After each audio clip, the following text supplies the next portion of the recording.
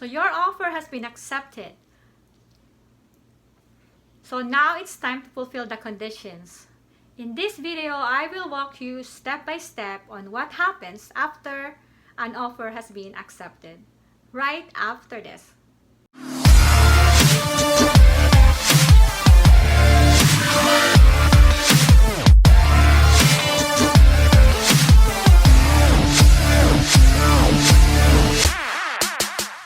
Hi, my name is Villar-Cisneros, your real estate go-to resource in the Greater Toronto area.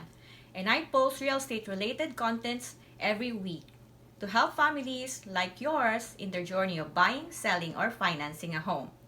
To see more contents like this, subscribe to my channel now and don't forget to hit the bell so that you will be notified first when a new video is released. Now, if you're ready, let's get started. Let's do a quick recap of what we have done so far.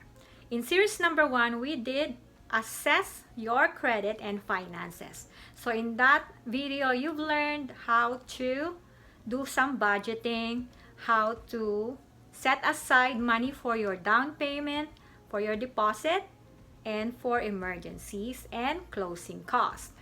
And then on video number 2, we took time to learn how to ask the right questions when you are hiring an agent. So after that, we also learned how to make a proper home wish list and search online and how to research the property and its neighborhood. And then number 4, once we have researched the property and the neighborhood, we started looking at the property in person. Now that we've learned about that and we are happy with the property that we just visited, we have put an offer. So once we draft the offer, we did some negotiation as to what you like and what the seller wants, and then you have come into an agreement. So now that your offer has been accepted, it's time to move on to step number 7. Wow, we're almost there. So step number 7 is fulfilling the conditions and firming up the purchase. So for example, if you put a condition on financing, you have an X number of days to be able to fulfill that. So with financing, you have to make sure that the bank has already appraised the property and you got a firm approval before you take out that condition. Because for some reason, the appraisal is lower than the purchase price, then you have to come up with the money. That is the difference between what you have purchased and what their appraised value is. Now, if you have limited budget, then you won't be able to close your deal. So that is very crucial. So if you put an inspection clause, you have an X number of days to fulfill that and get a report before you fulfill that condition. There are other conditions that you can put in the offer. It can be a lawyer's approval, if it's a condo property, and the likes. So let's say that you have fulfilled all these conditions, you are happy with the house, you are happy with, let's say it's a condo, or with the condo documents, everything looks good, then it's time to firm up the deal. So when you firm up the deal, so you send the seller's agent the fulfillment or a waiver to the offer. Once that's done, the offer is called firm. And when it says firm, you cannot back out and change your mind later. Otherwise, you're gonna lose your deposit and you might be in for some lawsuit.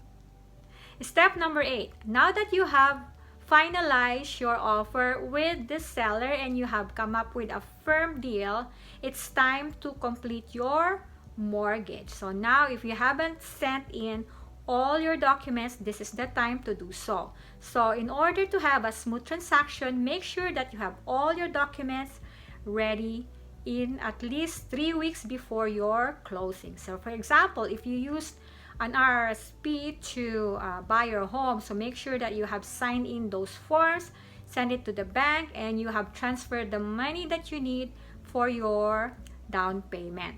And it also, if you have some gifted funds from your immediate relative, then it has to be in your bank by now, and all the other documentations that you need in order to have no surprises when you close on the house.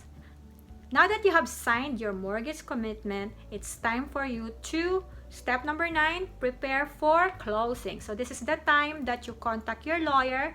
Your mortgage agent or your mortgage specialist will send in the mortgage instruction from the bank and the lender to your lawyer. Then your lawyer will fulfill whatever is there. It's also time for you to send all the purchase documentations that came from your agent. So this is also something that your lawyer has to fulfill. If there are some title instructions there, so the lawyer will do all these things right before the closing. So while your lawyer is preparing all these closing documents, it's also time for you to contact your utility company, so that if you need to set up utilities, this is the time to do so. You also need to set up your insurance, and so that the mortgage company will be able to fund your deal. Without the insurance documents, they will never send you the money. So make sure that that has been taken care of. That's what we call insurance binder.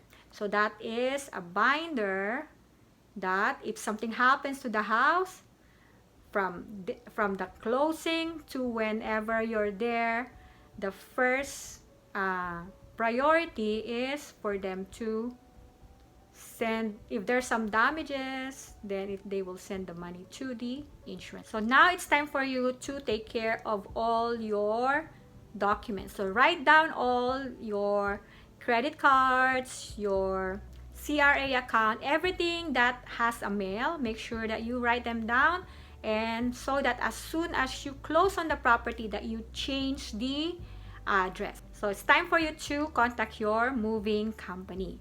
So you will ask for a quote on how much it will take them to move your things from your house to the new one.